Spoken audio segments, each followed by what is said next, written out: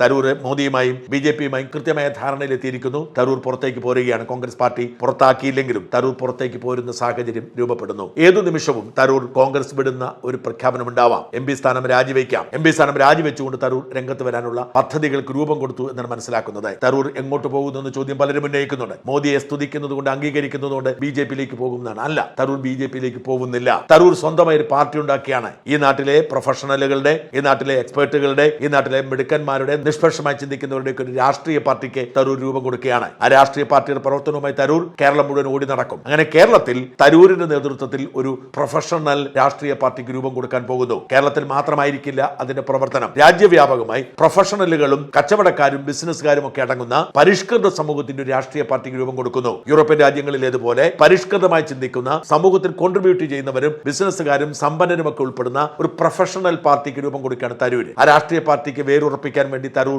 വരുന്ന ആളുകളിൽ വലിയ ഓട്ടപ്രദർശനം തന്നെ നടത്തുന്ന സാഹചര്യം ഉണ്ടാവും. അങ്ങനെ ഒരു അടിത്തറ ഉണ്ടാക്കിയതിനു ശേഷം വരാൻ പോകുന്ന നിയമസഭാ തെരഞ്ഞെടുപ്പിൽ ഈ പാർട്ടിയും BJPയും സഖ്യത്തിലായി ഇവിടെ മത്സരിക്കും. കേരള നിയമസഭയിലേക്ക് BJPക്ക് ശക്തമായ ഒരു സഖ്യകക്ഷിയെ കൊടുക്കുക എന്നതാണ് ലക്ഷ്യം. ഇപ്പോൾ BJPക്കുള്ള ഏക സഖ്യകക്ഷി, ഒരുപാട് കടലാസ സഖ്യകക്ഷികൾ ഉണ്ടെങ്കിലും BJPക്കുള്ള ഏക സഖ്യകക്ഷി BJDS ആണ്. വെള്ളാപ്പള്ളി നടേശൻ തുടങ്ങി വെച്ച രാഷ്ട്രീയ പാർട്ടി. പക്ഷേ ആ BJDS കൊണ്ട് ഒരു കാര്യവുമില്ല എന്ന് BJPക്ക് അറിയാം. കാരണം വെള്ളാപ്പള്ളി നടേശനാണ് ജനപിന്തുണയുള്ളത്, മകനല്ല. വെള്ളാപ്പള്ളി നടേശൻ പരസ്യമായി പിന്തുണയ്ക്കുന്നത് CPMനെയാണ്. അതുകൊണ്ട് തന്നെ CPMന്റെ വോട്ട് ബാങ്ക് ഈഴവ വോട്ട് ബാങ്കാണ്. വെള്ളാപ്പള്ളിയുടെ വോട്ട് CPMനാണ്. BJDS എന്ന് പറയുന്ന അവിടെ നിർത്തിയിരിക്കുന്നു, സ്ഥാനമാനങ്ങൾ കൊടുക്കുന്നു എന്നല്ലാതെ കൃത്യമായ ഈഴവ വോട്ട് കൊണ്ടുവരാൻ കഴിയുന്നില്ല.